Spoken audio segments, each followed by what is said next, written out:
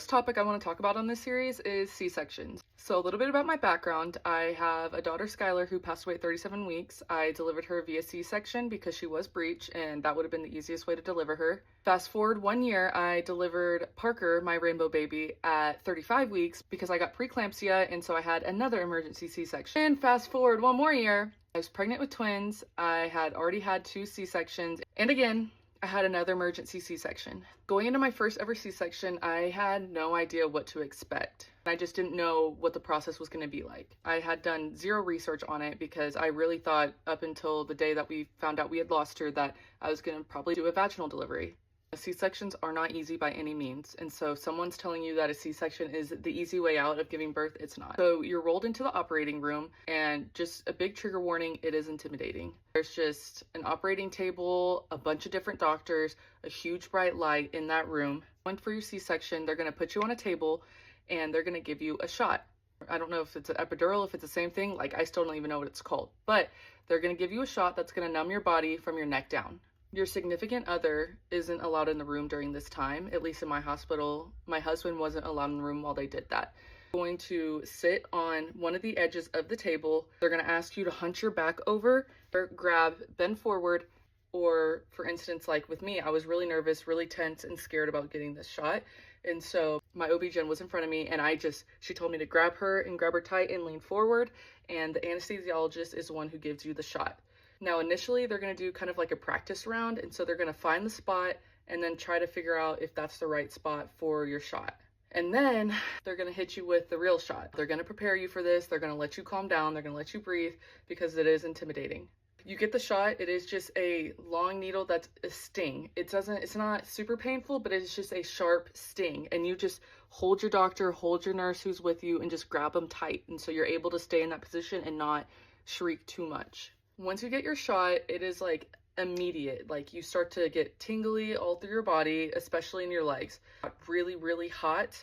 The shot can cause you to get super, super nauseous, which it did for me. My C-section with Skylar and Parker, I threw up in both. After they give you the shot, they're going to start to just turn you to lay you down to get ready for the procedure.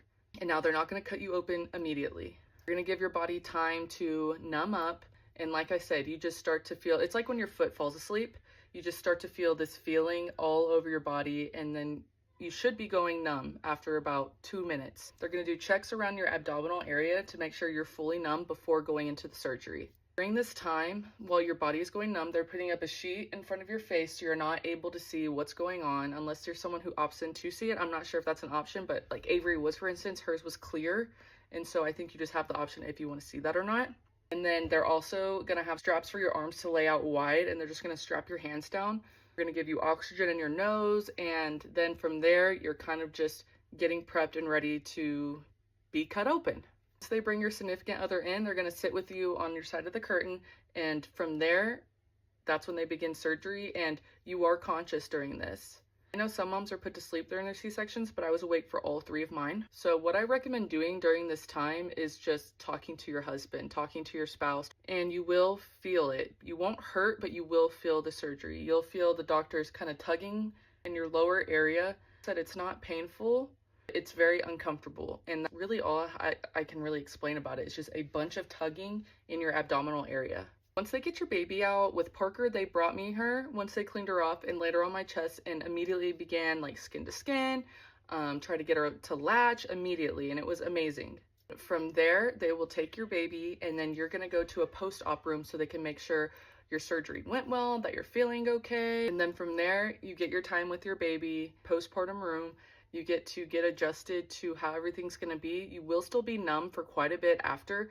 So with Parker, I had my C-section around 2 in the morning, and I didn't start walking until I believe that next evening. You get like movement and function back in your body pretty quickly, but you just have to take it easy because C-sections are so hard on your body. If you're able to kind of get up and move again, you can take a shower. My first showers always burned on my C-section scar. They burned so bad. I'm not sure if there's something you can wear over your scar that will help, but it burns. You'll recover in the hospital, I believe, for like 3 to 5 days, depending on how your C-section went, like if you got preeclampsia like I did, or things like that. It's just a bunch of different determining factors.